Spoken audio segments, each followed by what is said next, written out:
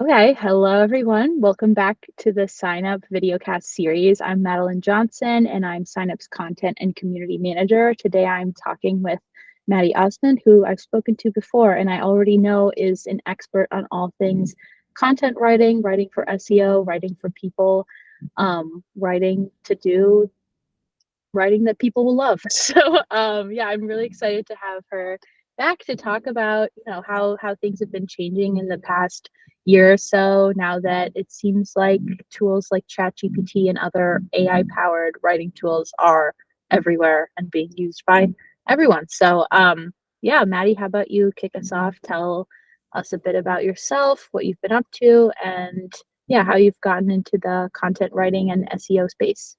Totally. Well, from one Madeline to another, thanks for having me back. So I'm Maddy Osman, and great intro. I'll just add a few little nuggets there. So I run an SEO and content agency called the Blogsmith. We work, I would say, primarily with B2B technology brands. And we're very obsessed with like the reader experience. So a lot of that, human-centric content, while also, certainly taking advantage of some of the efficiencies that AI brings that, I'm excited to talk about today. And I'm also the author of the best-selling book, Writing for Humans and Robots, The New Rules of Content Style. So again, I love thinking about how we can sort of like marry these two worlds, like the bots that we have to create indexable content for, but the humans that eventually discover it. And in terms of, I guess, like how I got into this space, it's a very long-winded story, but essentially I started as a web designer, and then I think I decided that I really liked the creative aspect of creating the content that goes on the web design more than doing the design itself. Awesome. Yeah, I always love your take about like how can we make content that's actually enjoyable to read, but also sort of can be found and plays to the different intricacies of making it searchable, making it findable, making it so that the people who would actually enjoy reading the content can find it. And now we have even more tools to help us do that. Definitely. I feel like for people who aren't in the space, I feel like it's been very common to sort of have a black and white view of things of, oh, AI written content is bad. Like, let's keep writers employed. We don't want any tool usage at all. Like, let's keep things clean. Like, people who are using these tools are nuking themselves in search and it's not going to be a result. So what is your sort of like initial take on where's the gray area of it all, I guess? Yeah, I mean, I think that's exactly where it lies. People do have this binary, and I think to your point, it comes out of fear a little bit, like, what does this mean for us as writers or marketers? What does it mean for our jobs? And I think that's a tough way to look at it, because whether we like it or not, this technology is here. And I guess, like, ultimately the way that I see it is it can be an efficiency booster. So what I think it means in actuality is, like, these tools, you shouldn't rely on them to do 100% of the job every time. I think they are a great sort of like co-pilot or assistant, a tool that can help you go from one step to another, not necessarily from a blank page to a finished piece. And so that's where you find, I think, the most efficiencies, the best use cases, and still, benefiting from your own unique human insight. And, we could definitely dive into like where the limitations of AI are. But I think that at my company, the sort of rule of thumb is like, we don't permit the use of AI writing tools, but we do use AI research tools. So things like clear scope and phrase. We're happy to use tools as part of our process, but at the end of the day, we are expecting fully human writing. And I'm sure to some extent part of that stance is because I don't believe that that AI writing, it really even sounds human at this point. No, totally agree with that. Yeah, one time I tried, I was like just curious. I put in Of a course. prompt for something I was working in, and I was like, Yeah. Might as uh-oh, well. this is unreadable. Very, very generic. No human touch for sure. Yeah, Totally. I'd like with all this in mind, I'd love to hear how, you're incorporating it, and maybe how you, if at all, how you monitor how people in your content writing agency are using it, and like what your Totally. personal stance and also like organizational stance is on it, and how you use it in your own personal workflow. Totally. Yeah, I'll start with maybe like a positive use case, and then we can dig into the uh, trying to determine when it's being used, when it shouldn't. So one thing that I've been playing around with lately that I don't hear talked about a lot because it's kind of a newer application of it, and people haven't necessarily like written a lot about like their use cases with it. Mhm. But so ChatGPT, you can make your own personal GPT. And I just think it's so interesting. So it's basically like you're limiting the scope of ChatGPT. It still has, all its capabilities, but you essentially, there's like a wizard and you like answer questions. And so, for example, I wanted to make my own personal GPT that's based on the Blogsmith style guide and the way Mhm. we approach writing. And so, yeah, it's asking me questions like, well, like, what is my role? And it's like, okay, you're kind of like an editor defining or defending our style. It's your job to let us know if I provide a piece of copy, if it doesn't fit within, these guidelines, and then tell me which of the guidelines that it's violating. And Mm. then you can do stuff like, do you want it to have like kind of like more of a formal or casual tone? Like, how do you want it to like interact with whoever the end user is? And then you can upload different documents. So like our style guide, I think I uploaded like a copy of my book and like other sort of like internal guidelines that we use. But it's really interesting because then, I see it, I'm still playing with it, and that's the thing with AI, like it's all just an experiment right now, Right. but I could see that this being a tool that like somebody new to my team could use to be like, I don't have this style guide memorized, which is fair. Um, so whether they're a writer or an editor, being able to put in a piece of copy and just get like a high level gut check on it, Mm. or what are some things that I can work on next? So maybe you do it in tiers, kind of like you run it through, before you edit, you run it through after you edit, something like that. But I think that like any company could benefit from that use case, but certainly from like the wider world of, all the possibilities that come with like training your own personal GPT. Right. Right. Yeah, I've seen really cool, just like poking around on X and LinkedIn, and seeing people's different experience with customizing it. Like yeah, it's a really cool tool for giving it. It's just so good at following very specific rules. So Exactly. if like for things like following a specific style guide, like it doesn't have the human editor brain where Mhm. you might be like, oh no, but like this sentence sounds like really good like that. Like the AI is just going to be like, no, it doesn't follow the style guide. You need to change it. Like That's sort fine. of, yeah, sort of ruthless, but also doesn't bend the rules, which is its own problem, but also perfect for following style guides. Yeah, I've loved to see people creating their own little personal editors in their pockets from that. I think it's really cool. There's something very appealing about that.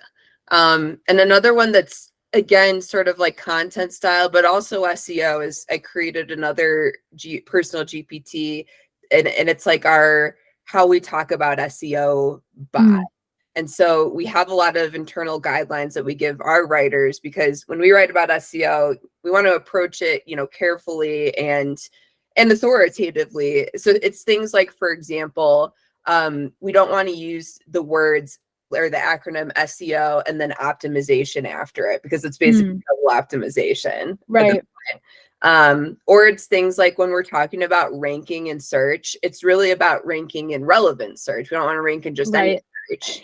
And so we have documentation about like these nuances. And again, it's like hard to have that memorized, right? Because Mm, like, especially if SEO isn't the only thing that you write about, It's hard to have that always being top of mind.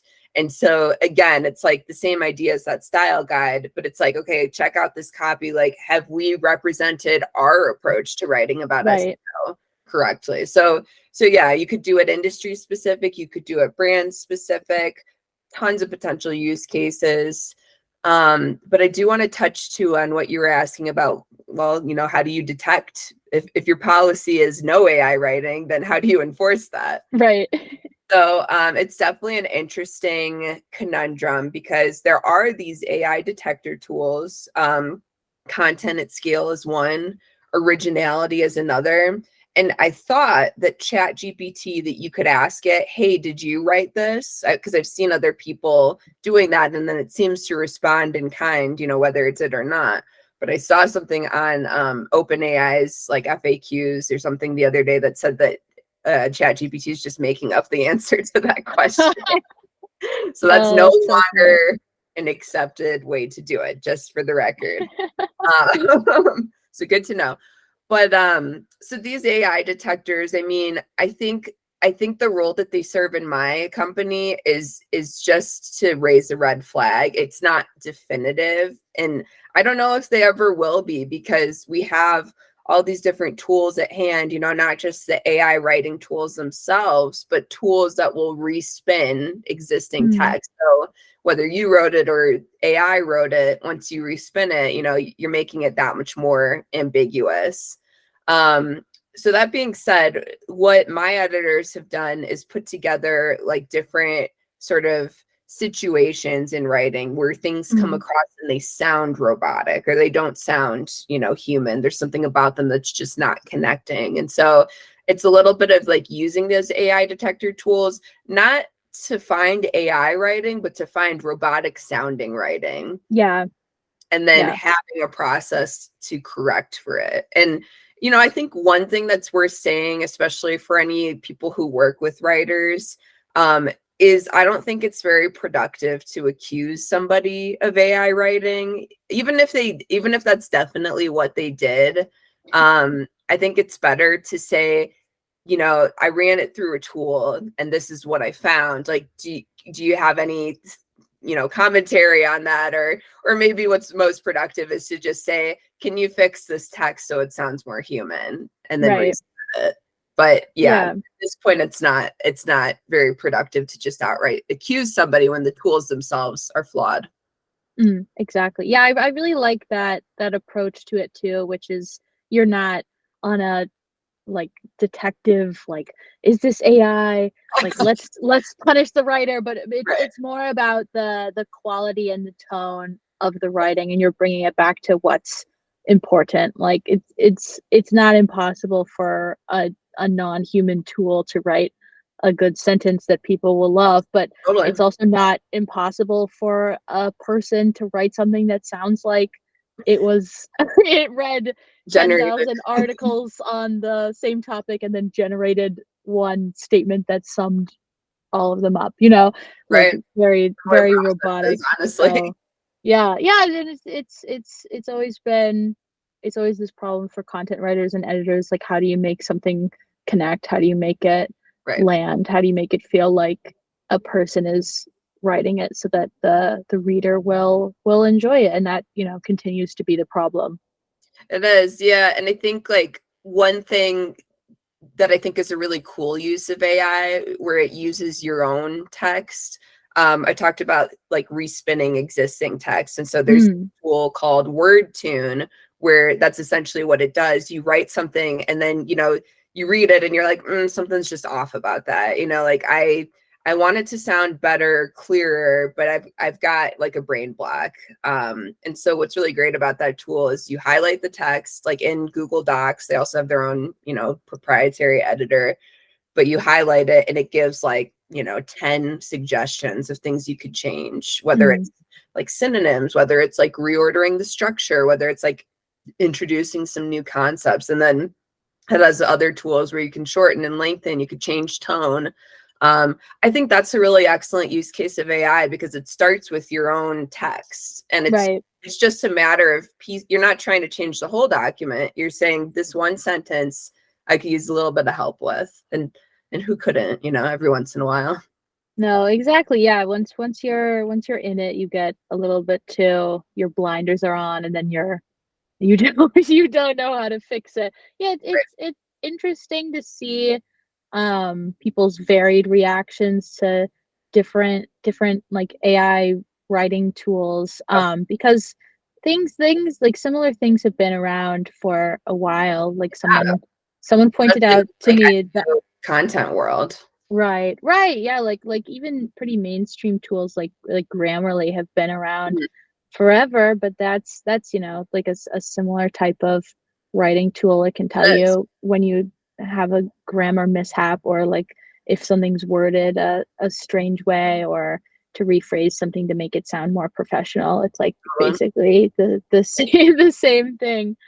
It is. um, yeah, I'm curious, as since you're, a content writing agency, if you've seen any pushback or any like opinions about all of this from your clients, or maybe like a change in attitude from them in the past year or so. With current clients, I think that they appreciate our approach and being transparent about it. One thing that I made sure to do once AI was becoming such like a mainstream application, like ChatGPT specifically, Mm-hmm. was put together a video to just kind of like walk through, like, here's kind of what Google is saying about it.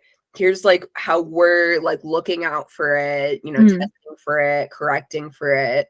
Our official stance, again, is that we don't accept AI content from our writers, um, because I think at the end of the day, the people that are paying for content, at least those who are not specifically looking for AI content writers, like that's what they want. They want something that's Mm-hmm. unique, and this is kind of, I think, where like the limitations of AI play into it. My personal opinion is that something that is like 100% auto generated and I would say like barely edited is almost like it is an ethical violation. To me, that's Mm-hmm. plagiarism because it's trained on other people's content. It is not Right. giving, recognition to that content. That's like the main problem. And the other side of the coin, and what's been interesting to see in terms of like when people do put on their detective hats and investigate is companies that create AI content, but then they fall under the curse of the confidently incorrect. Mm-hmm. So like CNET was one of the big ones where they said, hey, like we're experimenting with AI content. So I thought it was good that they were transparent about it. But they were publishing like your money, your life topics about things like buying a home, like taking out a Mm-hmm. mortgage, really impactful things, that people are using to make big decisions. And so it has to be right. But what happened was not only did they find examples of like literal phrases being lifted from other, high authority who would be considered their competitors, websites, but they also found that, some of like the financial formulas that were talked about in these like mortgage articles Mm-hmm. were misrepresented. The AI, however it respun that article, respun it just so much that it lost like the original intent. Mm-hmm. And so this is again like the problem with AI. And I think that it's something that and that's something that I shared like in the video that I shared with my clients. But what's interesting, I think, right now is when I'm talking to new prospects about content, and a lot of them are talking about experimenting with AI, and they should, and we Mm-hmm. are too. But what's interesting is, how many of them are taking kind of that CNET approach where they're generating it, and then what CNET did, which I think I forgot to say, was they had a human fact checker. So it definitely had like a human layer before it went live, Mm-hmm. but still there were these issues where Mm-hmm. you know they couldn't edit every phrase, right? Otherwise, why not just write the article themselves? Yeah. Exactly. And then things were getting misrepresented. So I think like, yeah, in terms of communicating it, or what people are talking about and what they should really be thinking about is really that fact checking angle, and whether or not starting from a place of AI is the right use of that tool. In my opinion, no. But certainly, having a great process for editing it on the back end needs to Mm-hmm. be a thing in order to avoid, honestly, what's quite a bad look for CNET, in my opinion. Yeah. That's awful. I've seen a few other cases like that where people will publish AI generated content either saying that they are or Mhm. not, and the information will be incorrect. I Yep. saw this one thread with like this one example with this ebook that had been published on Amazon, and people self-publish ebooks on Amazon all the time, and Yeah. some of them people love, some of them don't get any attention at all, but some Right. people are buying them, and this one was one about like mushroom identification. Oh And no, yeah, which that's a is bad one to get wrong. apparently one of the examples in the book, it said, oh, this mushroom is edible, and it's not. And so if somebody had been using that, they would have died. Which Yeah, is that's which a is very real consequence of AI content. I mean, I'm glad you mhm. brought that up because that really puts it into perspective.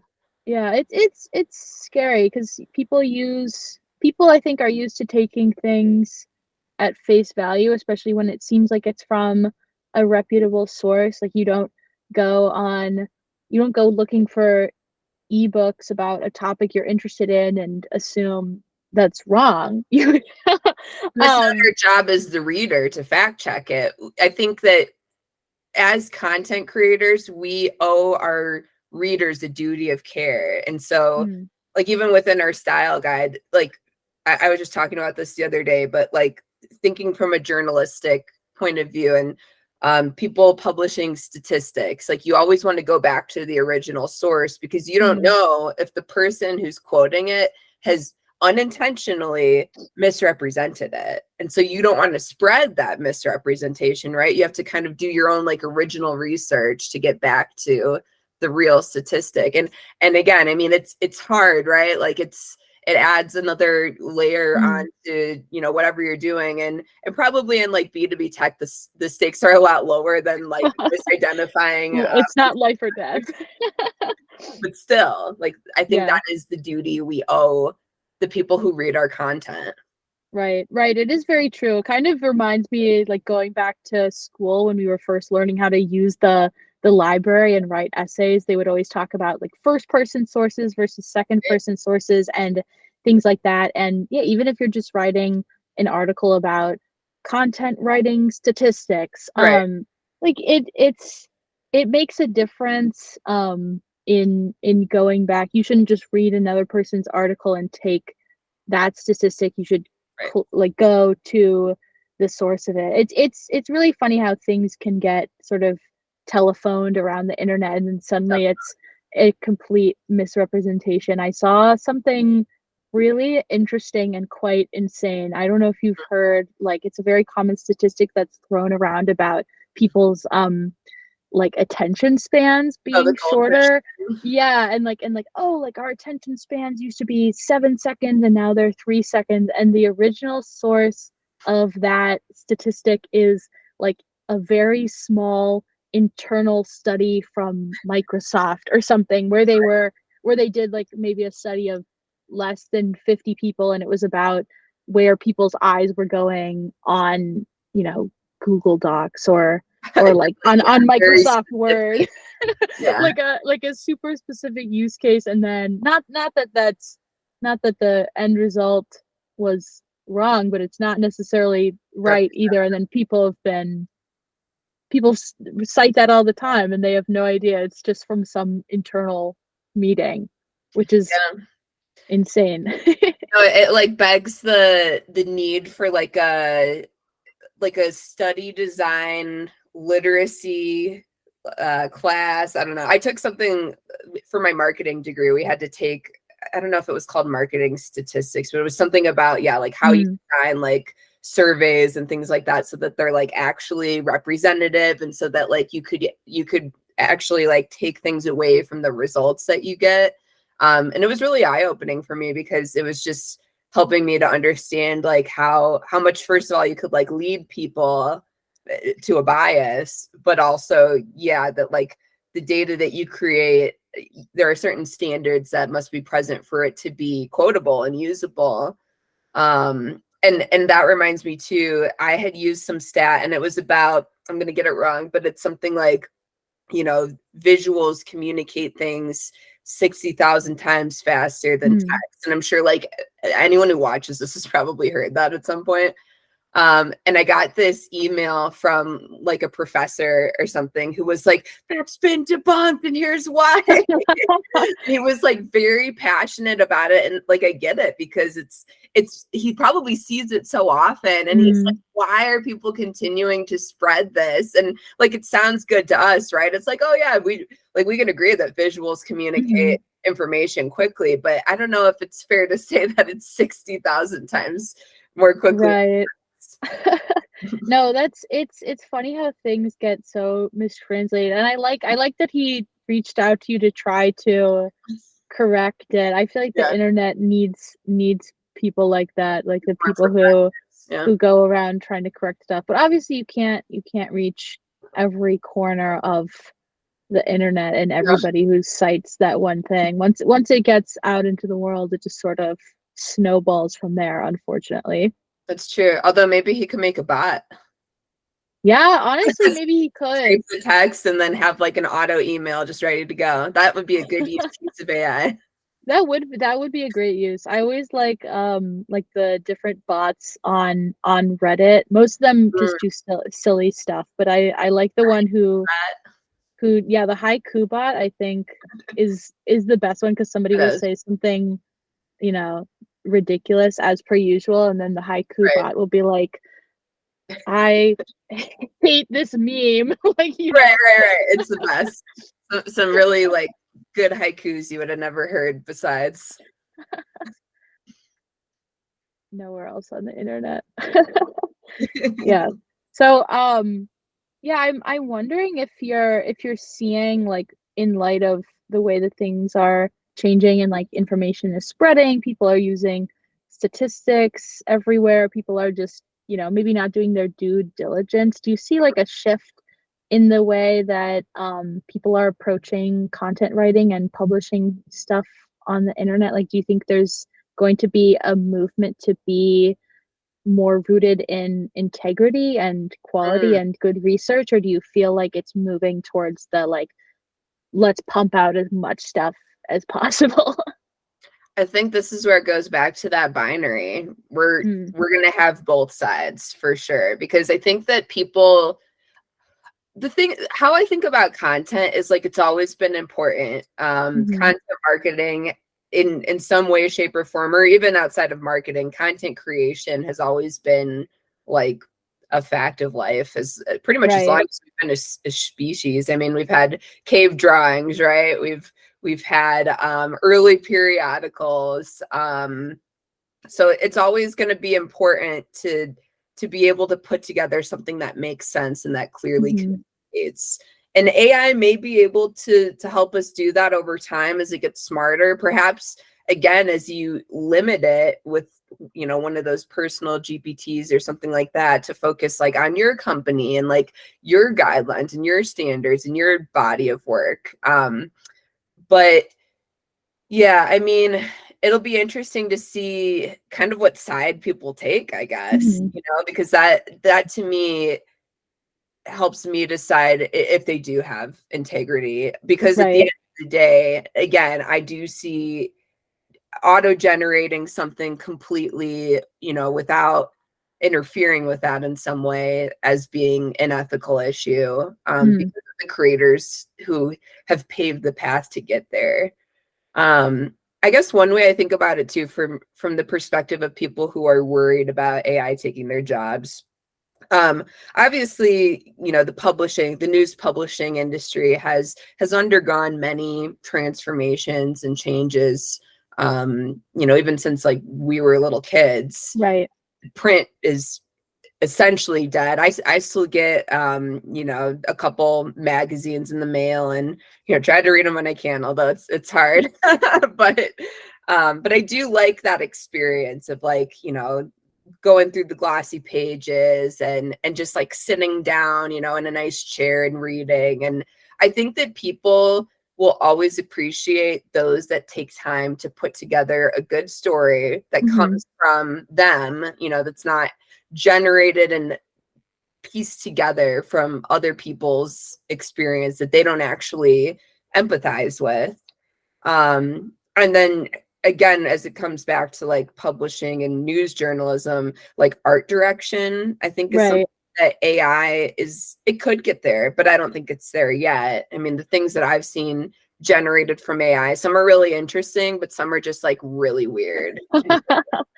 Yes, definitely same.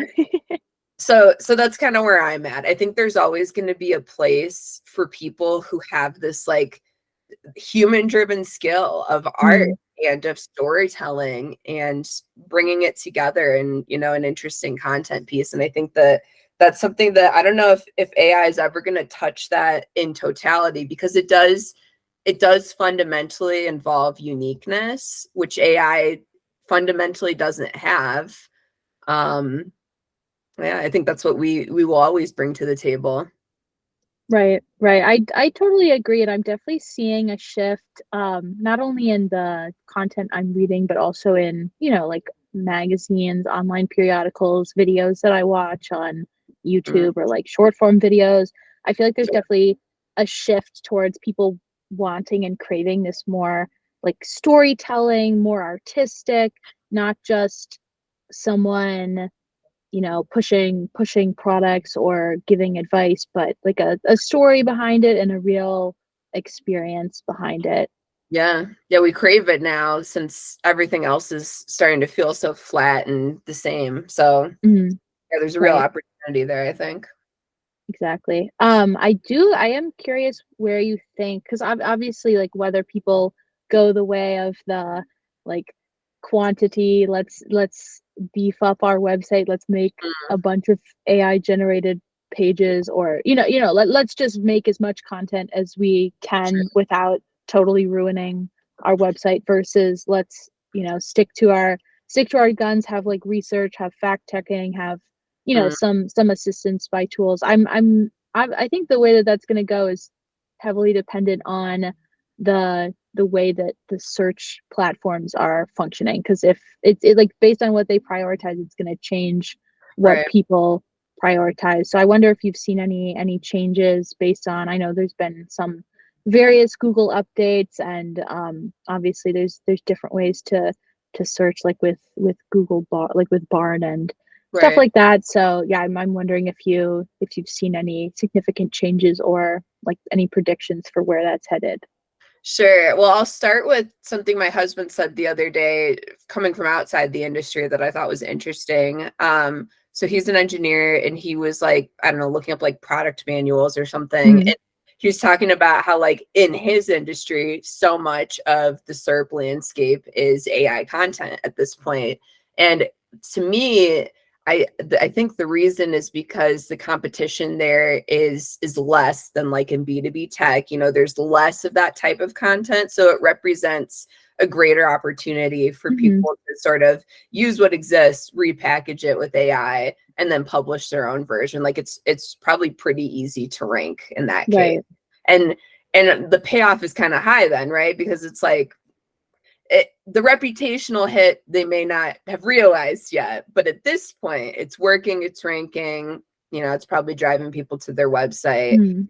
um, so I do think that the impacts in the SERPs to some extent are going to be industry dependent, and it's going to be based on kind of the existing landscape, the existing competition. So that's one factor. I do think that Google's still figuring out what it thinks about AI. What Mhm. their guidelines have always said, though, is that like uniqueness is important, Right. that human centric content, truly good content is important. And I think based on like all the things we've talked about today, the AI content, it doesn't satisfy those basic tenets. Um, that being said, Google has been very wishy-washy about how it says, it will or will not rank AI content. It hasn't said that they won't. It hasn't said Mhm. how much of an influence that's going to have. And so it's going to be interesting to see. I guess to directly answer your question, I haven't necessarily seen like major changes yet. But I do anticipate that they are on the horizon, and it just depends on how Google wants to play this. What else was I going to say? I think when it comes to, the question of, should I stick with my guns and publish fewer, human generated pieces versus a ton of AI generated pieces? The one thing that I would say about that is when you scale up problems. So whatever your approach is, like you better have a very good one if you don't want to have a headache later on.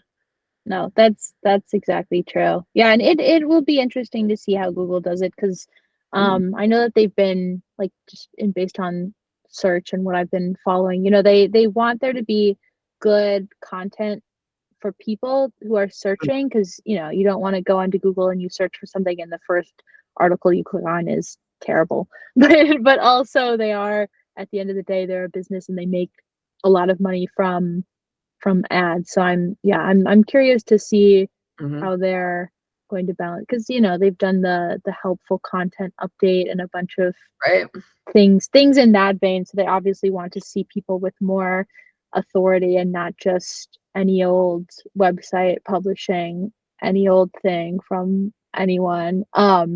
Yeah, but it'll be interesting to see as they take a more formal stance, or maybe not take a more formal stance. I'm surprised that they haven't already, but it'll be a one to watch for sure. Yeah, no, they've definitely been wishy-washy, and you would kind of think that it would be a do as I say, not as I do type of thing. Because obviously, yeah, you have like Bard, you have the AI capabilities within search, and I understand why Google would want to use them for themselves. But you would think, again, based on what they say about content, and that it should be authoritative, that it should represent people's actual experience if you're publishing it, you would think that they would take a bigger stance against AI content, because it almost reflects poorly on them if they're surfacing something that ends up not being true. Right. But yeah, we'll see what happens.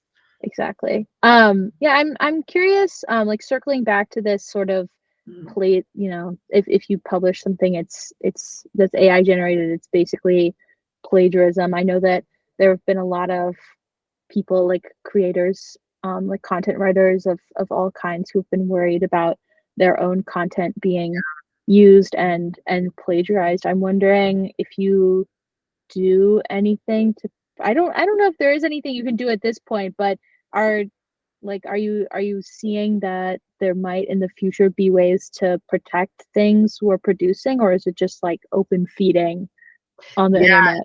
No, that's a great question. I remember seeing some tools, and I'm blanking on the names, but it was these like blockchain based tools where, like, when you publish, it like publishes a copy in the blockchain, or it like registers, it's in some way like, this is your content, this is like how it started.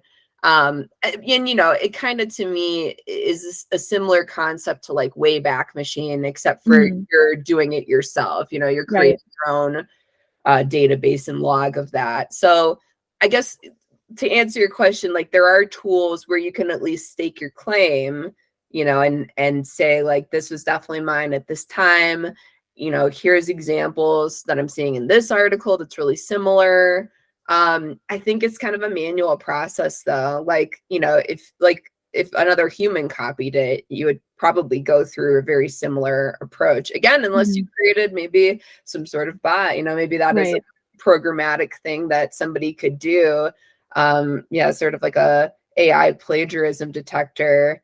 That would definitely be interesting, and to see how you could use that, and what would be the next steps. Like, do you publicly shame this person or this person? Do you just do like one of those takedown notices? I don't know. So I think it's a question worth exploring, because we're definitely going to come up across it at some point here. Right. And I feel like it always gets complicated because the internet, once something's posted, the way things are now, it's just if you can see something, you can take it. Like we've been sort of living through this plagiarism and piracy era where you can, watch any TV show if you're willing to risk a virus on your computer Right, right.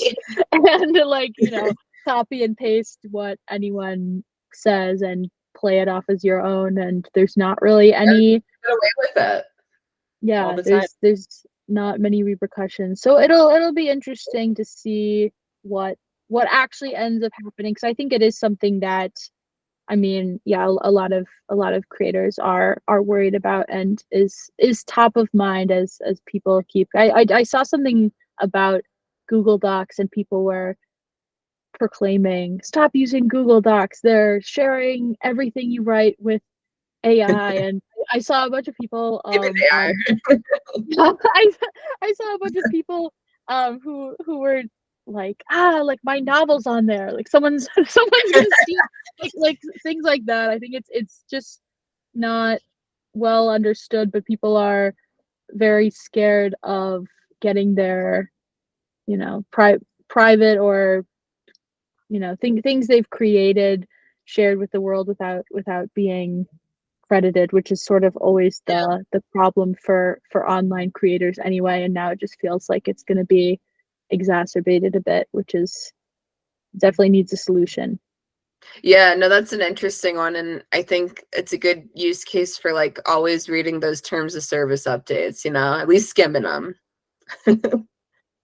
I feel like it'll be tough getting people to do that. I saw this one company that had, just as an experiment, they put something in their terms of service that said, the first person to like, if you mention this to us, we'll give you a $500 gift card. And it took Nice. six months for someone to mention it. So That's I incredible.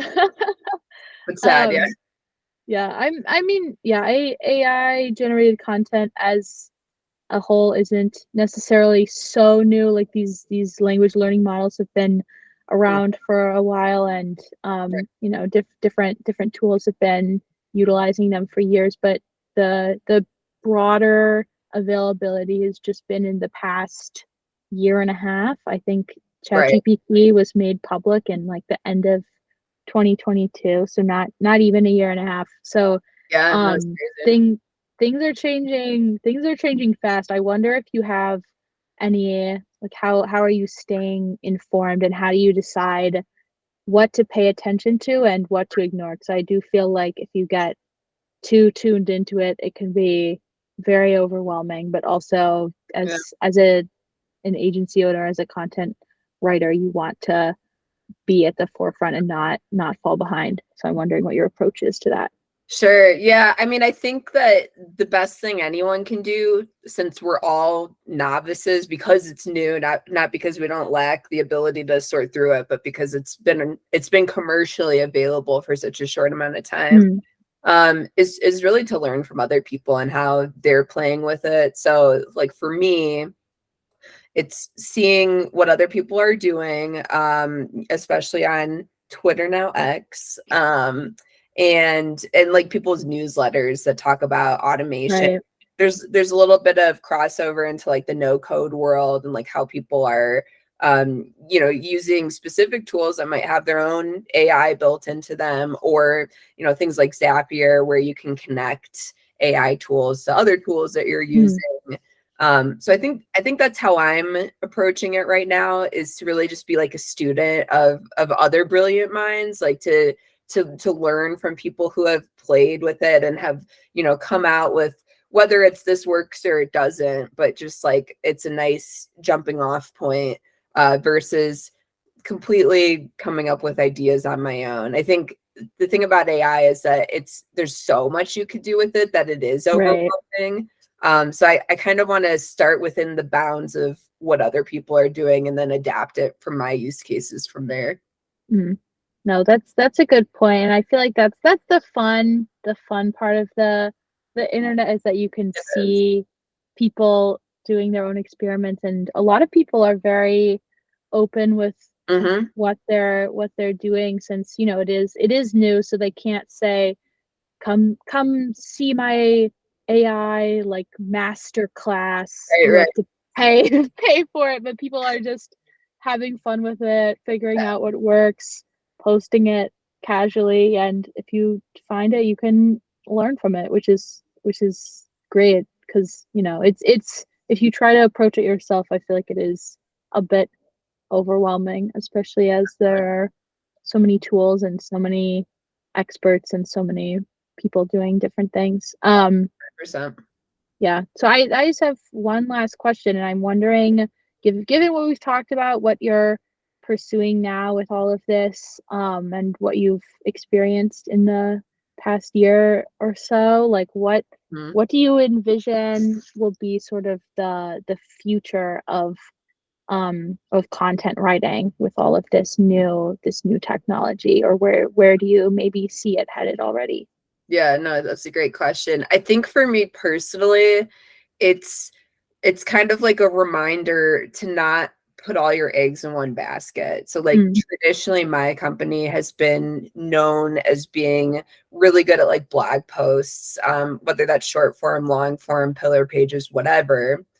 But we do a lot of other things too. We do case studies, we handle the interviews for them, we do custom graphics, mm, it's, again, something I don't think AI has down yet. right, We do ebooks, we can do different sales assets and things like that. And so I think when it comes to like fellow people in the content space, it's a reminder to diversify and to get good at other things and to establish processes for things that AI can't do, because AI at this point can't effectively conduct an interview, right? With like a subject matter right. expert.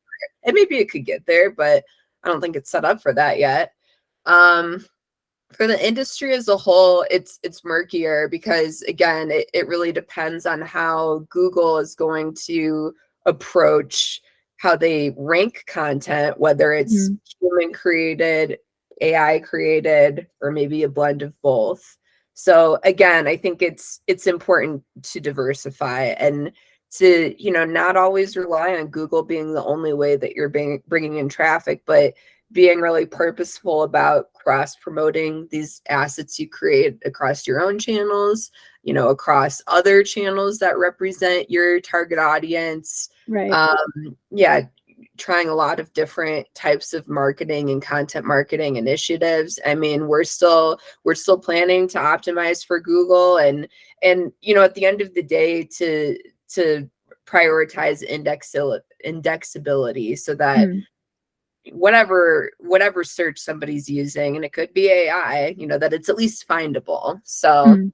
but yeah, it's a little bit of like, but but always trying to think about, okay, if this happens, what's next? Right, right. Yeah, shrug kind of sums it up, but it is no, that's great. That's great advice to diversify and to, stay on top of things, but not Hmm. put all your eggs in one basket, and do what you do best, but also try new things, which is can be Absolutely. fun. Yep. So, yeah, awesome. Well, thank you so much for talking to me today. This was an amazing conversation, and anybody listening will have a ton to learn. Hopefully. Thank you for having me.